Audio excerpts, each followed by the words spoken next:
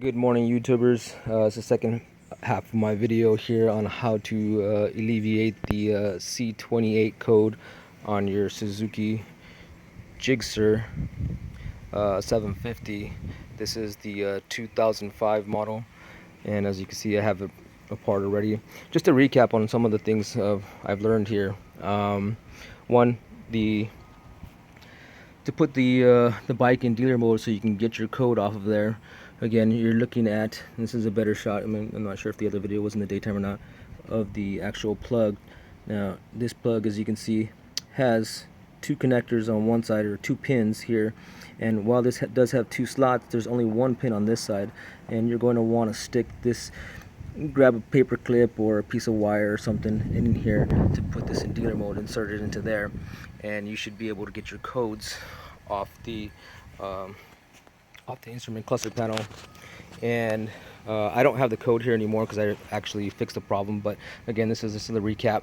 So what I couldn't find on the internet was what these guys were. When you get the C28 code, what's supposed to happen is that when you turn the bike on, these butterflies are supposed to open up and then slowly go back down once the bike reaches like an idling point or a nice warm-up spot.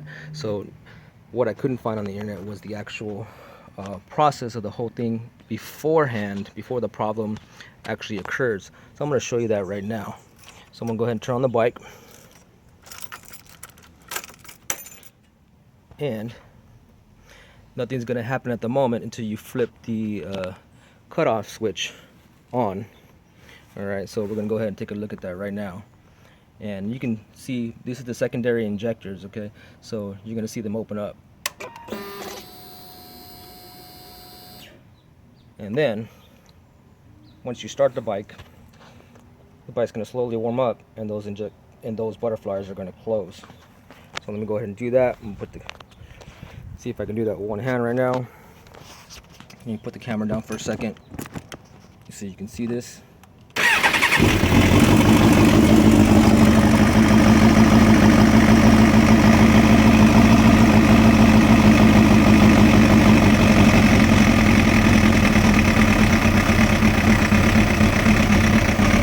And they're closed. So that's what's supposed to happen when your STVA valve is working properly. Now if we come over here, the fix for this, I'm not sure if I'm going to show it or not, but at any rate, you need to remove this.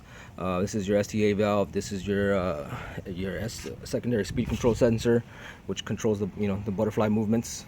You're going to go ahead and remove this bolt and this bolt right here. This whole unit comes off. Don't forget to pull off the clips here. Well, there's no two here. You're going to pull it off and remove this this unit, and you're going to take it apart. Now here I've already done the fix, and it's always good to put bolts back in. I'm going to take this back off right now, and I was just doing this for testing purposes, but in actuality you can just leave it without replacing the rivets that are here, which I removed. I'm not sure if you can quite see that. There we go. So there's 5 rivets in all together, 1, 2, 3, 4, and 5 on the bottom, and you have to basically drill those out. I used an 1164 drill bit to remove these. You're not going to go all the way through. You're just going to remove the hat from the rivet and basically pull them through. So that, and then just pick up some screws, some locking screws at your local hardware store. I'm going to go to Home Depot in a bit and pick me up some screws so I can actually clamp these closed. But in reality is, it will stay closed. It's just a thorough close, and you always want to be thorough when you're messing around with your bike. It's very volatile. At any rate, when you take this apart, inside there is going to be this gearing mechanism, piece of plastic.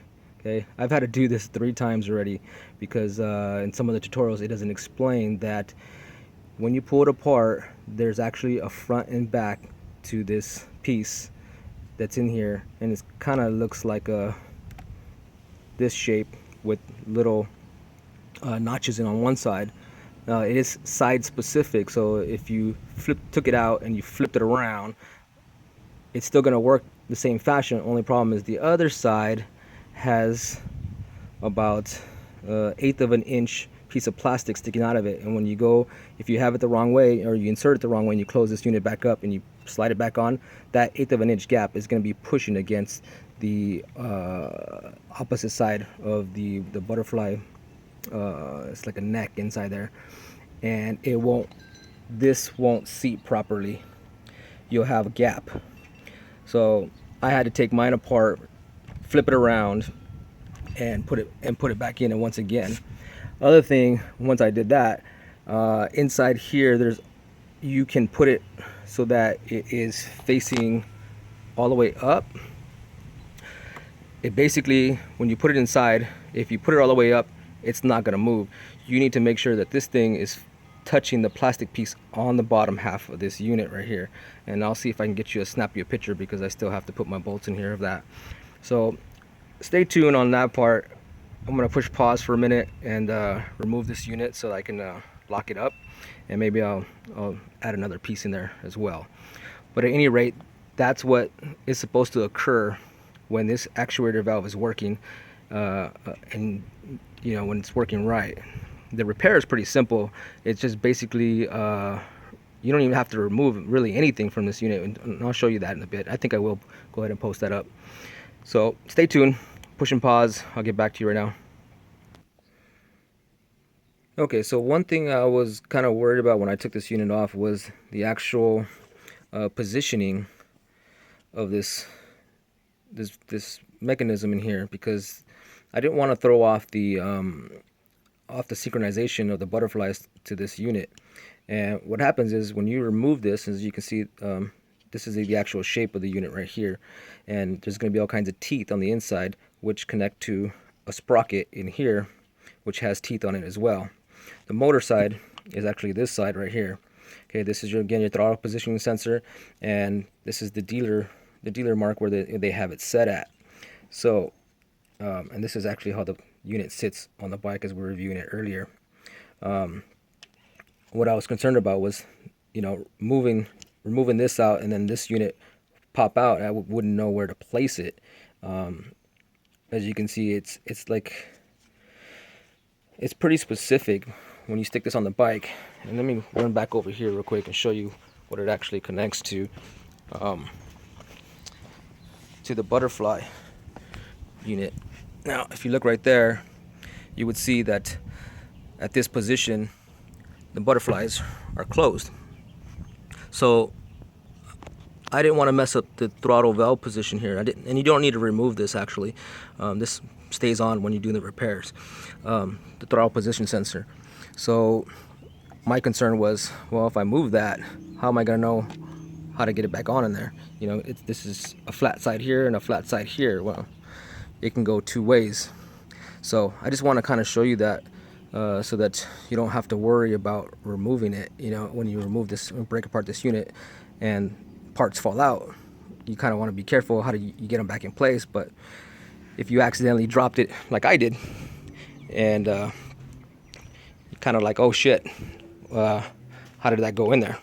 So I'm gonna go ahead and push pause again so I can crack this unit open. And again, what I did was I took my drill bit, 11/64, and I went ahead and drilled out the rivets out of here in these points. And that's basically what you're gonna do. And kind of take your time when you're doing it. I slipped at one point, and I think I cracked one of them somewhere right there. Not too big of a deal, because you still got other points, and plus it still uses the frame as a locking mechanism. So you got, the bolt goes through here, one bolt goes through here, and it still cinches this close. So don't worry about that much. If you break one of these, it's not a big deal. Actually, you don't even have to use them. It's just great to, kind of put it back to the way it was. So I'm gonna push pause, go ahead and break this open so I can show you the inside and what's been done. Okay, so here's a look at the inside of the unit. I gently pulled this off so not to disturb this mechanism right here. Okay, this plastic piece. I'm not sure the specific name for it, but I'm sure there is one for it. At any rate, I kind of want to show you where the positioning of this seat is inside, or this piece is inside this unit. Now, this bottom side right here needs to be touching here. I made the mistake of rotating it all the way up the first time around and putting it up here, because when I pulled it out, of course, I was a little fast on the draw and I wasn't careful enough, and I lost the positioning of this unit right here. So if you kind of see, we put this back down here and we take a closer look, you see that this very end right here butts up against right here on the unit. If we look on the inside, that means that this piece right here has to come to here, not the top half. Okay, so if you take a look in the inside right here, okay, so that end down there, so when I take this part out, I got to make sure that the bottom piece is touching this piece right here. And if you have it all the way up here, it's wrong. You're gonna have to take it apart again. So do that. And you can see where the gear fits into place. This gear fits into place inside here, and does the mechanical mechanism.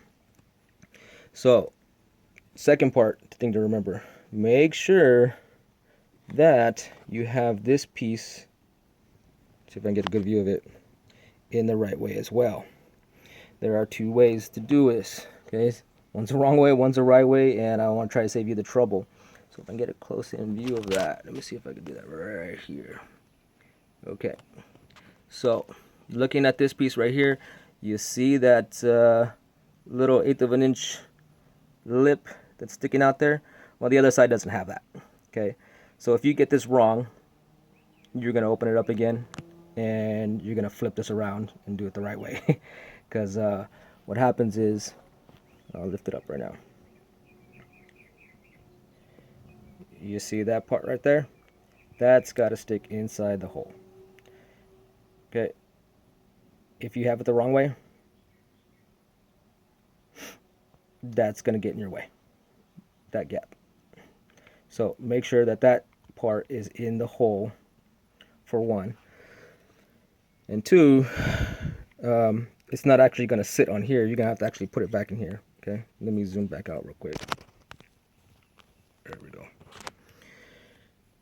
And you want that part in the hole once again. So if we do it in reverse order, and we look at it here,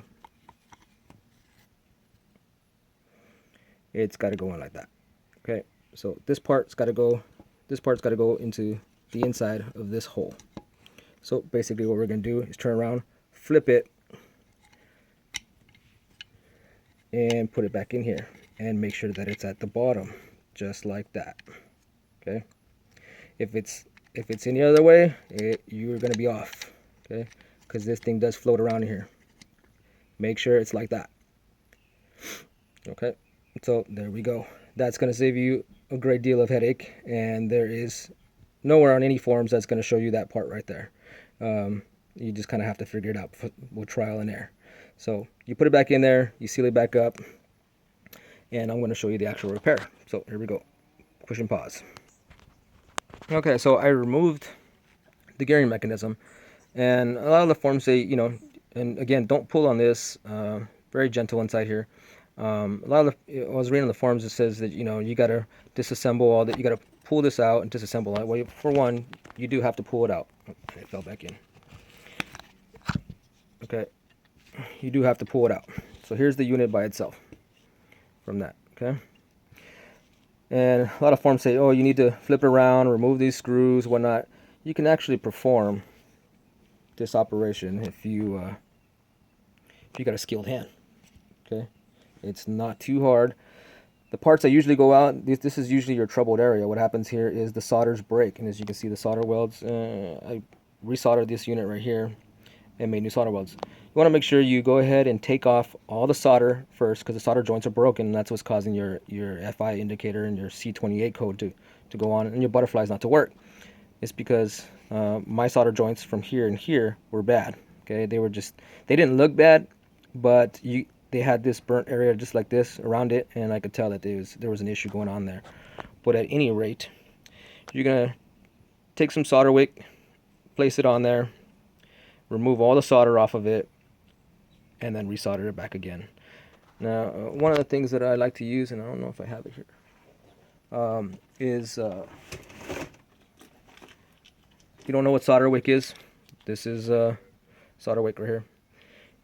you take a piece here, put it on there, heat it up, it pulls it right off. Pretty simple, pretty self-explanatory. If you don't know how to do that, you shouldn't be doing this repair. Secondly, and I can't seem to, oh, here we go. I like to use a flux pin when I'm doing my solder. It makes things way easier. You go ahead, take off all the solder, and then you go ahead and get the flux pin and dab the area around it, and the solder sticks to it, just basically jumps onto it, and it makes for better solder welds. So two good things that'll help you out right there. This and the solder flux pin. Okay, rosin flux. Okay, and that's what I use to do this repair. Basic soldering iron, very minimal soldering skills, and yeah, I didn't have to. You don't really have to take apart this whole thing and check. I mean, it's good to check inside to see if that's their point. But if you can go out here and see that, yeah, you got some issues with some solder, some crack welds, and go ahead and fix it up right there. Put your test. And there's plenty of YouTube videos out there that show you how to test. There's a lot of in the Jigsaw forums. There's a lot of another ways to tell you how to test this on the bike to see if it's good or bad. Basically, you're just testing these contact points. One to ground, one to red. You're supposed to get a reading of somewhere. I think it was a broken weld would give you like a 7 to 8 ohm reading, and a correct reading would be a 1.6. Is what I think I recall it saying. So I'm gonna go ahead and put this back together, but I just kind of wanted to show you what needs to be done, because there's not really too many good videos out there that show you how it's supposed to be done and what you're supposed to be expecting. Okay, hope that helped you out, YouTubers. I'm gonna go ahead and put this back together. I'm using some little screws to hold it in place that I've had laying around here. Put those, double nut them and throw some lock thread on it, and then I should be good. Other than that, I hope you enjoyed this video. If it helped you out, hit the like button. All right, sorry it's kind of long, but this is really a thorough process that you need to go over. All right, YouTubers, see you next problem.